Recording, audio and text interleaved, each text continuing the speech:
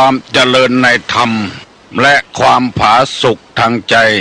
จงได้มาบังเกิดมีแก่ท่านสาธุชนคนดีผู้เจริญในศีลในธรรมทุกท่านพร้อมกันนี้ขอยกมือ10 นิ้วกราบอาราธนาเอาคุณพระพุทธเจ้าคุณพระปากันมีความสุขกายสุขใจเหมือนกันทุกตนทุกองค์ทุกผู้ทุกคนตลอดกาลนาน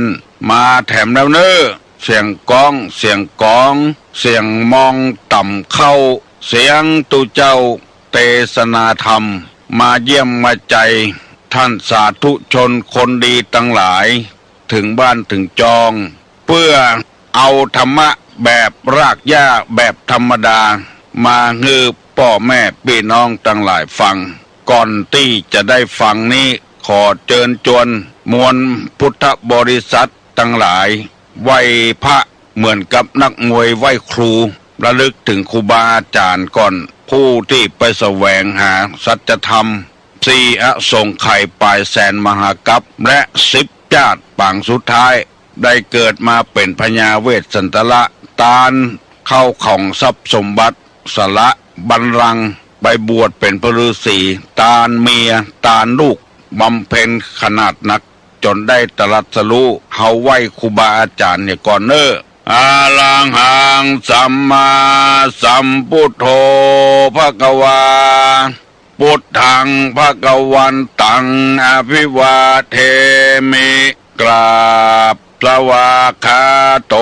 ภควตาธัมโมธัมมังนัมมัสสามิกราบสุปฏิปันโนภควโตสาวกสังโฆสังฆังนัมมามิกราบหันทัพไมยังพุทธัสสะภควโตบุพาภะคณะมะกาลังกาโลมาเสนะโมตัสสะภะคะวะโตอะระหะโตสัมมาสัมพุทธัสสะนะโมตัสสะภะคะวะโตอะระหะโตสัมมาสัมพุทธัสสะนะโมตัสสะภะคะวะโตอะระหะโตสัมมาสัมพุทธัสสะ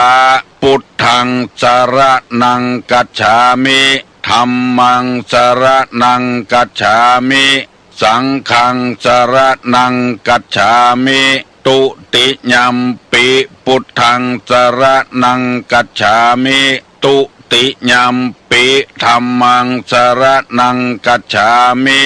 ตุติยัมปิสังฆังสรณังกัจฉามิตติยัมปิพุทธังสรณังกัจฉามิตติยัมปิธัมมังสรณังกัจฉามิตติยัมปิสังฆังสรณังกัจฉามิอิติปิโสภะคะวา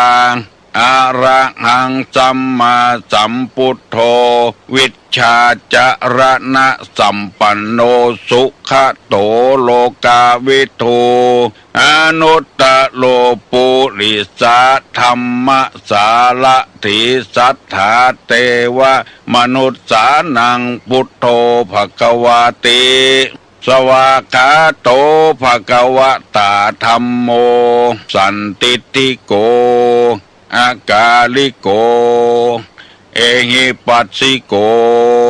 โอปนะยิโกปัจจัตตังเวทิตโพวินยูหิติสุปฏิปันโนภควโตสาวกสังโฆอุจุปฏิปันโนภควโตสาวกสังโฆญาญะปฏิปันโนภควโตสาวกสังโฆสามิเจปฏิปันโนภควโตสาวกสังโฆญาติตังจัตตาลิปุริสายุคานิอัฏฐปุริสาปุคลาเอสาภะคะวะโตสาวกสังโฆอาหุนยโย ปาหุไนโยทักขิไนโยอัญจลิการะนิโยอนุตตะลังปุญญเขตังโลกัสสาติกราบหนึ่งกราบสองกราบสามบ่มีขี้ฝอยมาจึงบ่ขี้บ่มีนี่เพิ่นจึงบ่มาถามอันนี้เป็นสุภาษิตคนโบราณไว้ขี้ฝอยนี่ก็คือขยะหมานี่มันไปชอบขี้ใส่ที่ขยะคนใดมีมนทินดังที่เคยได้เล่าให้ฟังว่าลบหลู่บุญคุณเปิ้นก็ดีลิษยาอาฆาตก็ดีตนีก็ดีมักปวดก็ดีผู้จุเปิ้นก็ดีอันนี้คือหมายถึงขยะแล้วสิ่งที่จะต้องได้รับนั่นก็คือขี้หมานั่นน่ะหมาขี้เขาใส่เปิ้นดูแควนเปิ้นบ่ให้คบหาสมาคม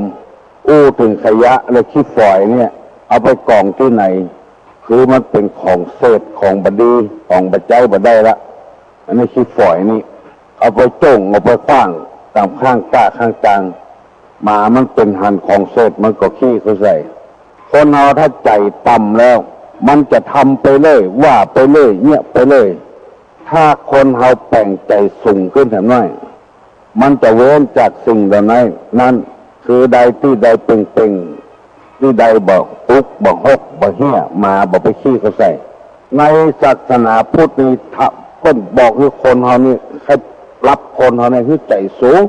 คือใจสูงอย่าไปแป่งใจต่ำลงไปเอื้อเฟื้อเผื่อแผ่อนุเคราะห์สงเคราะห์ซึ่งกันและกันมองคนมองในแง่ตั้งดีๆเพื่อเอาไปชอบคนอื่นชอบก็มองไปตั้งดีๆทางมองทางลบแล้วมันก็เป็นลบไปอย่างกองขี้ฝอยหมาขี้ก็ใส่แถมกรรมนี่ว่าถ้าบ่เป็นนี่เป็นถึงมาโตยหาต้องเป็นนี่เป็นศีลก่อนเป็นถึงโตยหาอันนี้ก็เป็นข้อเปรียบเทียบอุปมาเปิ้นสั่งเปิ้นสอนเปิ้นตักเปิ้นเตือนก็เพราะเฮานอกเหตุนอกหอยในทางที่บดีบดักเปิ้นเลยมาตักมาเตือนพ่อแม่สอนครูบาอาจารย์สอนเฮาบ่ฮู้ตัวก็เลยว่าเปิ้นกาจังเฮาเปิ้นแกล้งเฮาหมู่นี้เป็นต้นเป็นหนทางที่บดีพยายามทำใจให้สูงเปิ้นตักเตือนบ่อยๆเจ้าใดดีเจ้าอันสอนนี่มันสอนให้ฮู้กับสอนให้เป็นคนดีมันคนละอย่างสอนให้ฮู้นี่อย่างครูสอนหนังสือละอ่อนนี่ให้ฮู้เลขหนึ่งเลขสองเลขสามให้ฮู้จากครูบาอาจารย์สอนให้เป็นคนดีนี่ไผก็ได้บ่ใช่ครูบาอาจารย์สอนก็ได้เป็นพระสงฆ์พระเจ้าก็เป็นหมอเป็นแพทย์นี่เวลาเขาเจ็บเขาป่วยนี่มือกินน้ำนักเด้อมือกินของดองเด้ออันนี้คือสอนให้ฮู้สอนให้ดีนี่ก็คือเปิ้นตักเตือนของเฮาถ้าเฮาดีแล้วเปิ้นบ่สอนเฮาเปิ้นสอนให้ดีอันนี้คือเฮาต้องเป็นนี่ก่อนเปิ้นถึงมาถามเฮาบ่ฮู้ตัวบ่ได้ตัวเจ้าบางตนบางองค์เติบหันเติบนี่เปิ้นติเตียนแต่ว่าเปิ้นคอยเปิ้นอิจฉาตาร้อนตัวบ่ฮู้จักตัวว่าทำใดดีว่าก็ทำใดบ่ดีว่าก็อันละไปโคตรไปเกลียดให้เป็นเพราะเป็นนี่เป็นถึงเป็นนี่เนี่ยเป็นถึงมาถามถ้าเขาบอกเป็นนี่เป็นมาถามตอนใดเติบดีเติบบ่ดีเป็นถึงฮู้กันแล้วก็เป็นบอกให้เขาก็ต้องพยายามแก้หนี้แก้สินหลีกเลี่ยงกรรมที่เป็นว่าให้เขาเนี่ยใครก็ตามเถอะที่เป็นว่าให้เขาเข้าใจตันเลยจะไปคิดว่าเป็นอิจฉาตาร้อนแก้ไขปรับปรุงอย่างเหมือนกับเขาเป็นหนี้เป็นเอาไส้เป็นให้พ้องใครก็จะบอกมาถามบ่อยเป็นมาถามก่อไส้เพื่อนเหี้ยมันก็หมดเรื่องไปอันนี้เป็นสุภาษิตของคำโบราณตุลงนำมาเสนอแถมกรรมหนึ่งในธรรมในทางศาสนาเมื่อตะวานี้ได้นำเอากรรมที่ว่าอานิสงส์ของผู้มีศีลบริบูรณ์หนึ่งประสบโชคทรัพย์สมบัติเป็นอันมากสองมีชื่อเสียง พุ่งกระจรไปสามองค์อาจกล้าหาญบัสตกสถานในเวลาเข้าสังคมสี่มาหลงตายคือตายอย่างมีสติห้าตายไปแล้วไปสู่สุคติโลกสวรรค์วันนี้จะเอากรรมว่าคุณสมบัติของนางแก้วแม่ยิงคนใดใครเป็นแก้วเป็นแสงเป็นเพชรเป็นพลอยเรียกว่านางแก้วจ้างแก้วม้าแก้วนางแก้วขุนนางแก้วแม่ยิงคนใดใครเป็นแก้วนึ่งลูกเจ้าเรียกว่าตื่นก่อนพ่อก่อนแม่ก็ได้ก่อนสามีก็ได้แม่ยิงคนใดใครเป็นนางแก้วนึ่งคือตื่นเจ้าตื่นก่อนนี่ได้สองนอนเมื่อลืนสามคอยฟังรับใช้สี่ประพฤติถูกอกถูกใจห้าใช้คำพูดที่น่ารักจำไว้เนอะแม่ยิงคนใดใครเป็นนางแก้วคุณสมบัติของนางแก้วมีห้าประการตื่นก่อนนอนหลังคอยฟังรับใช้ประพฤติถูกใจใช้คำน่ารักจะลืมทำกรรมเนอะกรรมเดียวตุลุงจะถามคุณสมบัติของนางแก้วมีห้าประการหนึ่งตื่นก่อนสองนอนทีหลังสามคอยรับใช้สี่ประพฤติถูกใจห้าใช้คำน่ารักห้ากรรมเนอะกรรมเดียวตุลุงจะขออธิบายให้ฟังตื่นก่อนเพราะอะไรข้อหนึ่งเพราะว่าจะได้ทำกิจการงานเป็นต้นว่าหนึ่งเข้าเป่าไฟแล้วมาแต่งเนื้อแต่งตัวหน้ากระจกเพราะเวลาวาลีบ่เคยคอยไขจะได้ไปกาดไปลีให้เป็นนางแก้วเพื่อลูกเจ้าตื่นก่อนการมันมีจะต้องอาบน้ำช่วยหน้าสีตาดังไฟนึ่งเข้าหุงแกงไว้เวลานี้กับเวลาตะก่อนมันบ่เหมือนกันตะก่อนนี้ใจหลัวใจทานแต่เดี๋ยวนี้ใจเต่าแก๊สลุกมาก็เปิดเต่าแก๊สห้องเข้าแค่ก่อนแล้วไปอาบน้ำชำระตัวเข้าสุกแล้วมาแต่งเนื้อแต่งตัวทาแป้งดีผมอันนี้เป็นนางแก้วเป็นคุณสมบัติของนางแก้วทำอาหารการกินไปกาดไปลีเพราะตื่นขวายจะบัดตันเปิ้นลูกขวายบัดตันเปิ้นลูกแฟนโตถันซ้ำขอฝากฝังไว้เนอะลูกหลานทั้งหลายอันนี้ปัจจัยตุลุงมาแต่งเอามันเป็นคำสั่งคำสอนของโบราณเปิ้นสอนไว้อันนี้ห้องกันว่าสอนแบบรากหญ้าตุลุงจะบ่เอากรรมอื่นกรรมไก่ที่มันส่งมาสอนจะอี้ก่อนให้เป็นนางแก้วเป็นนางเพชรนางพลอยให้เป็นคนดีคือตื่นก่อนสอนนอนทีหลังหมายความว่านอนลุนพ่อนอนลุนแม่นอนลุนสามีไปพอครัวไฟเข้ามาแล้วกาบ่มาเจ้ากาไฟใจเต่าดับแล้วกาบ่ได้ดับเจ้ากาเพื่อเป็นนอนก่อนแล้วเอาไปนอนเมื่อลุนอันนี้ถูกต้องนางแก้วจะต้องเป็นคนนอนเมื่อลุนตื่นก่อนนอนทีหลังสามคอยฟังรับใจคือคนเอานี่แบบใจธาตุนะรับใจนี่หมายถึงว่าต้องการอันใดสนองความต้องการให้พ่อให้แม่ให้สามีต้องการรีดผ้าซักผ้ารีดผ้าแต่งผ้าแต่งที่นอนอย่างอี้ตลอดเวลาต้องการเมื่อใดได้เมื่ออันไม่ใช่ว่าแก้ผ้าไว้วันค่ำ2 วัน3 วันจนออกแฮไม่ใช่อย่างอันถ้าเป็นนางแก้วจะต้องเป็นคนอย่างเงี้ยทำอาหารให้ถูกปากสามีถูกปากพ่อถูกปากแม่ทำอาหารให้ถูกปากแขกที่มาในเรือนเพื่อต้องการกินฝีมือของเรากระจายนี้ที่อยู่ ตกหลุมความรักอยู่ต้องการอย่างเงี้ยคือความมัวเมาต้องการของที่ภรรยาแต่งให้เสื้อก็ตัดให้เตียวก็ตัดให้ได้นุ่งแล้วมันม่วนใจสบายใจเป็นข้าวต้มขนมอาหารการกินเป็นฝีมือของภรรยาของนางแก้วไปถามเตะประจายทุกคนจะต้องเป็นอย่างนี้หมายถึงประจายดีๆนะอันประจายบดีก็มีก็นั่งกันโตกทิแกงตึงวันบึดเพชรบึดเจนมันต้องมีประจายบดีเป็นอย่างนี้บางอันใจเปิ้นบึดว่าสายผักแข็งน้ำไปแก่น้ำไปบึดเพชรน้ำไปบึดเจนน้ำไปบึดขมไปหวานไปมันเป็นจมอยู่กูคาบเข้าประจายเจนี้ประจายดีๆนี่ต้องการฝีมือของมือที่เป็นสามีอันนี้เป็นห้องว่าคอยรับใช้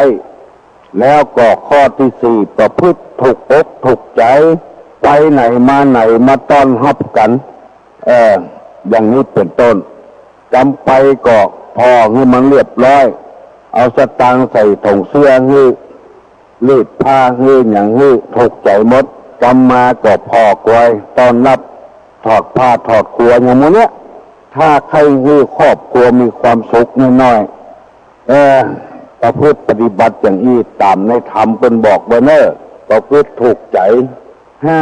ใจคำที่น่ารักคือกำอู้ที่น่ารักบัดใจว่าสั้นเต้าบกกอกแนวเต้าบกกอกมาก็บหันเนี่ยไม่เห็นไปไหน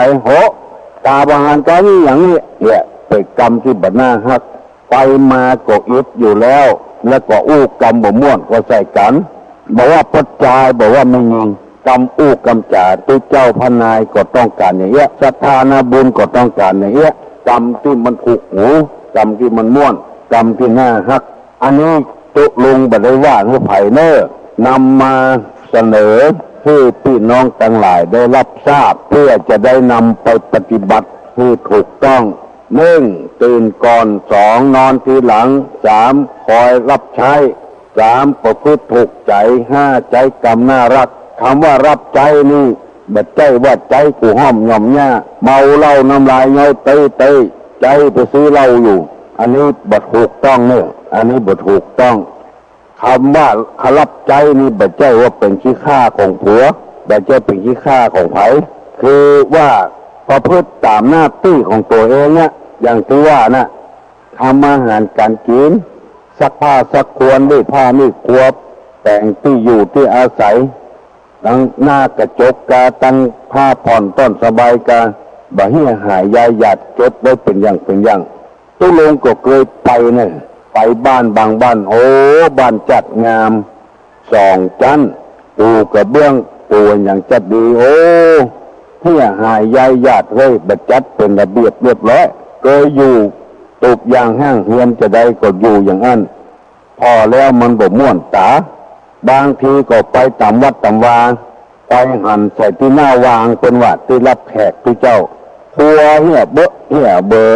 ของไทยทานของกินของใจอย่างเหี้ยเบอยังบ่พอหมามานอนตัวทำตาแทกเหม็นกินหมาตึ้งขนหมาติดผ้าติดครัวเพิ่นอันเนี้ยยังบ่เป็นที่น่าฮักน่าชอบน่าปึงใจเพื่อบัดจัดเพื่อเป็นระเบียบเรียบร้อยตุลุงจะได้นำมาเสนอให้พี่น้องทั้งหลายเพื่อจะได้มีโอกาสมาอู้มาจากกับพี่น้องของฝ่ายทั้งหลายต่างๆยังมีแถมนักอยู่ที่จะได้นำมาเสนอให้พี่น้องทั้งหลายได้สดับได้ฟังเพื่อให้เป็นคติเตือนอกเตือนใจไม่ย่าไม่ยิงคนใดใครเป็นนางแก้วขอให้ปฏิบัติตามนี้เถอะลุกก่อนนอนมาลุนคอยรับใจประพฤติถูกใจแล้วก็ใจกรรมอู้ที่มันม่วนอกม่วนใจจะเป็นเอกไปแพ้ใส่กันคนแต่ก่อนนี่เป็นว่าพ่อมันแม่มันมาเดี๋ยวนี้ก็ห้องตอนลูกคุณพ่อคุณแม่อย่างเงี้ยไปฟังแต่อันบ้านที่มันบอกเป็นนางแก้วไปพอเด้อมันบอกห้องพ่อห้องแม่ลงห้องอีห้องไอใส่กันเมียก็เป็นอีเอาเข้าญาติเท่าผัวก็ไอยังบอกปอบบาดเท่าอย่างเงี้ยฟังแล้วมันบ่ม่วน บ่ม่วนบ่สบายเปิ้นดูแควนหัวอันยังก็ตามแต่พอต้นไม้ที่มันหน่อยหวานๆหอมๆเนี่ยก็นกมันหุมต้นไม้ต้นใดมีกลิ่นเหม็นอย่างนกน้อยบ่คิดปูเนี่ยบ่มีอันยังใครใกล้มันไม่มีกลิ่นเหม็นการที่อยู่กับกันเนี่ยการอู้กันจาอย่างเงี้ยแต่นึ่งมือไม่ออกตังไม่ลินโทรมาบอกตุลุงว่าที่เจ้าไปคับสัตว์ชาวบ้านตัวเปิงอย่างไรอย่างเงี้ยคือเต้นให้บอกเคยใจจำอย่างนี้อันที่เฮาคับนั้นมันเคยคับใส่ละอ่อนถ้าไม่ยิงก็เจ้าใส่เขาเนี่ยให้เขาเฮียนปากเฮาถ้าเฮาบัดเจ้าใส่เขาเนี่ยเฮาเขาจะไปเหยใส่เปิ้นไปหูใส่เปิ้นสอนละอ่อนมันน้อยๆมาตัวอุ้ยครับเฮาก็คาบใส่เขาให้ละอ่อนไม่เฮียนปากเฮาแล้วไปอู้คนอื่นเขาก็จะได้คับไปเจ้าใส่เขาหมดเนี้ยแม่เปิ้นบอกเข้าใจว่าไปคับบัดเจ็ดแปลงเอานะคือบัดเจ็ดสลิดนะกูมันเคยลูกหลานเขามันนักเต็มบ้านศาลานี่คนใดก็เป็นตุอุ้ยตุลุงตุป่อหมดเขาก็ต้องเป็นอย่างนั้นเพราะได้คับใส่เขามันน้อยๆมาละได้เจ้าใส่เขามันน้อยๆมาละเปิ้นเลยห้ามตุลุงก็จะโลนไปพ่องถ้าได้อู้กับพี่กับน้องคับไปพ่องเพราะได้เคยสอนละอ่อนเป็นอย่างนั้นเน้นทุกรูปในวัดนี้บ่เคยหูใส่เกินบ่ใจชิงใส่เขาห้องหลวงพ่อเขาก็จาหลวงพ่อเขาใส่ให้เขาเฮียนเขาหลวงพ่อครับเขาก็คับเขาใส่เขาตัวเจ้ากุตนตัวหลวงก็คับเขาใส่เขาเน้นกุตนก็คับเขาใส่เขาเพื่อสอนเขาโดยธรรมชาติตัวลุงบ่ใจแกล้งจะแต่งเอา